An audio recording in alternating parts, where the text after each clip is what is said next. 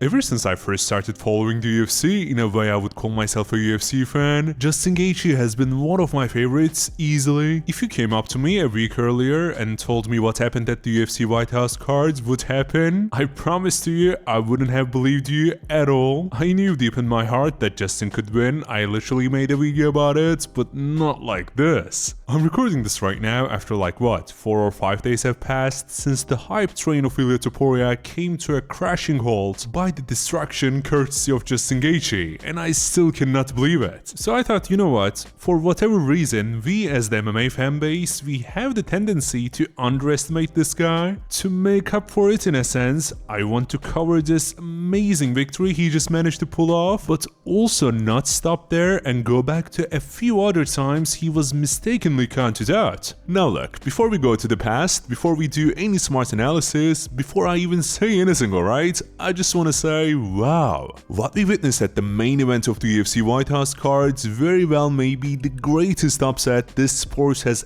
ever seen. Technically, Justin's game was so on point, the single leg entry into the collar tie, into the uppercuts, as well as those delayed 1-2s, the uppercut feints into the crosses, it was a masterpiece for sure. To do this to a guy like Ilia Topuria is so incredibly impressive, to a point where people started saying, Justin Gaethje needs to retire right now, this very second, not waste any time, because there is just no way he can top this performance. I don't know about that, I'm not sure. What I'm sure about is that this guy seems to thrive whenever he is counted out. I think it's very important to outline and stress the fact that the mental side of things played a massive role in this fight between Topuria and Gaethje. I remember Gaethje saying something along the lines of, hey dude, you are good, but you are talking big. What are you going to do when this fight goes to the second, the third, the fourth round? As we've seen, it didn't even go to the fifth. As I told you, my goal today is to make the case why Justin is the greatest underdog ever in the UFC, and as you can tell, 60 to 70% of that argument comes from the fact that he beat Topuria, man. If I had to pick one thing Gaethje did really well in this fight, and one thing only, among so many stuff he did incredibly, it would most likely be how he stuck to his game plan, unlike Topuria. I'm not even sure if Topuria had a game plan, to be honest with you. This Topuria dude, guys, he was so set on just going out there and knocking Gaethje's lights out, and oh well, that turned out to be not a walk in the park, not even close. I mean, that's what my boy Gaethje does to people, right? With his endurance and raw power, he makes guys look clueless. He did the very same thing to Tony Ferguson back in the day, if not worse. It was brutal, not exactly an easy watch if you ask me. Anyway, I'll come back to that and more, okay? But before I do, I wanna say Justin's striking was always devastating. It's weird I feel the need to say that, because I saw people speaking some absolute nonsense. Like there were real human beings out there saying Gaethje has pillow hands leading to this fight against Topuria. And after the fight too, some Ilia fans were still saying stuff like, oh no man, Gaethje had rocks in his gloves. Like dude, what are we even doing here? Have we lost our minds or something? The crazy thing is, we don't necessarily have to go to the ancient times of Gaethje beating Tony, Fizzy or whatever. Everyone yapping about these crazy ass conspiracy theories simply has to remember what Gaethje did to Petty just a couple months ago. Come the hell on. I'm telling you this as a fact, it's not an opinion, alright? Everyone who fought Gaethje and lost a war against him literally had their faces changed. That's what really makes him the greatest underdog in my eyes. Not only did he go out there as the underdog and won against Topuria, Fizzy, Ferguson, Poirier, and more, he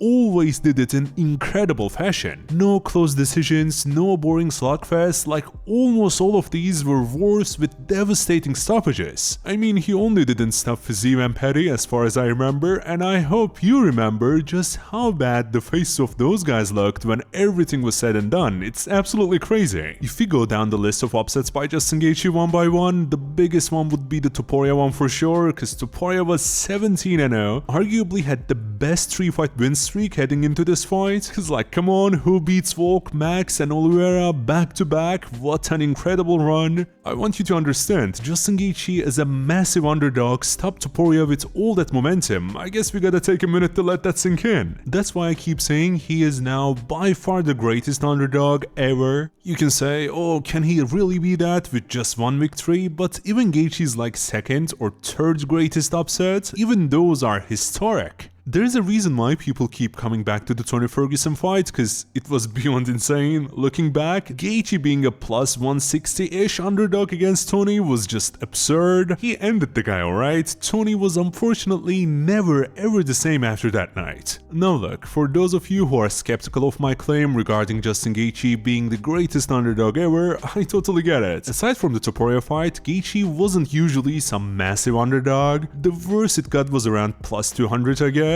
More often than not, he was just a slight underdog against names like Justin Poirier, against Edson Barboza back in the day. But my point still stands, don't you think? He destroyed them. One really important thing I have to address is the old guard of upsets, that's what I call them. Randy Couture, Michael Bisping, the real OG material. To be honest with you, those guys and their upsets were beyond incredible, that's all true. We can talk about them for hours, quite literally. However, none of them did it in the modern lightweight division, which I would easily classify as the deepest division in the history of the UFC, hands down. Justin did it not once, not twice, but consistently, again and again. I really feel like that's the most important part, and it sets Justin Gaethje apart from all the others. So yeah, that's pretty much it from me today. I'm still hyped out of my mind. I don't know just how long this is going to last. We shall see together, I guess. Subscribe and I'll catch you next time.